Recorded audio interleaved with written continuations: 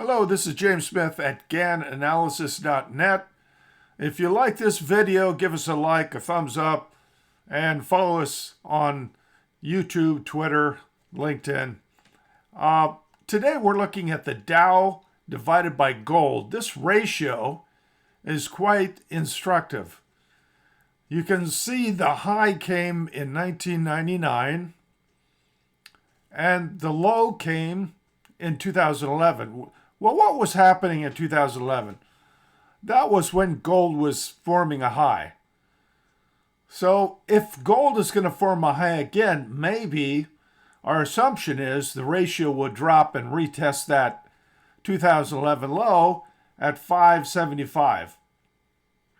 Now, if that happens, you can take that as a given. Let's say that we know that's going to happen. We could be wrong, but let's just, for argument's sake, let's assume that the ratio does go to 575.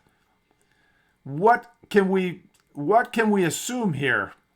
Well, we can also assume that the Dow is going to drop in half. I think that's a fair assumption. I could be wrong.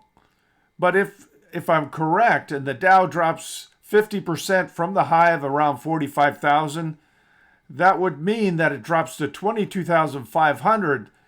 Well, 22,500 divided by 5.75 will give you the price where gold must be trading if these two are correct. So you solve for the unknown. You know where the Dow is going. It's going to drop in half. You know the ratio is going to retest the 2011 low. Therefore, you're looking for gold to go to 39.13.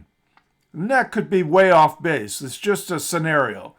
Because remember, these are based on two assumptions, both of which could be incorrect.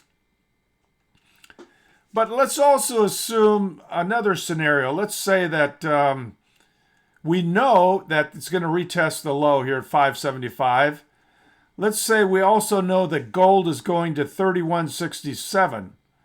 If that's true, then 5.75 times 3167, that equals 18,210, which is where the Dow will go if these other two are correct. So you can make different assumptions and come up with different answers. These are not the only two assumptions you can make. You can come up with your own scenarios, but my only point is that there's a good chance that if we start a precious metals rally, if gold takes off, and if the Dow starts to sell off big, then you can probably assume you'll get a retest of the low for the ratio at 5.75.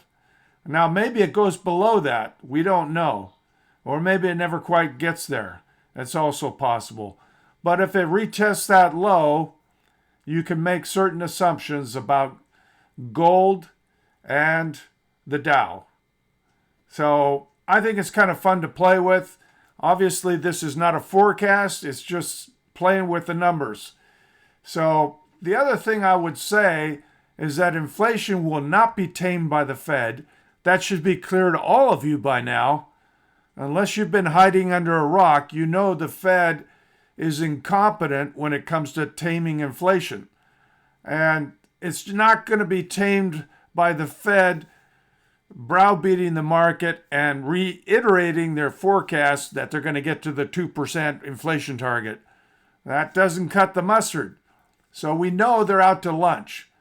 We also know that Trump is not going to tame inflation. He can talk the talk, but that's the candidate trying to get elected. Once he becomes president, it'll be very obvious inflation's not coming down. So if you know those two things, you should sort of start orienting your portfolio to the idea that inflation is going to keep going higher. So my point is, don't get mad. Have some fun. Ride the wave. The surf is up. So you draw your own conclusions about that. I'm not telling you to buy gold. I'm not telling you to sell the Dow. I'm just giving you a couple of scenarios based on the Dow gold ratio. I think it's a very interesting ratio.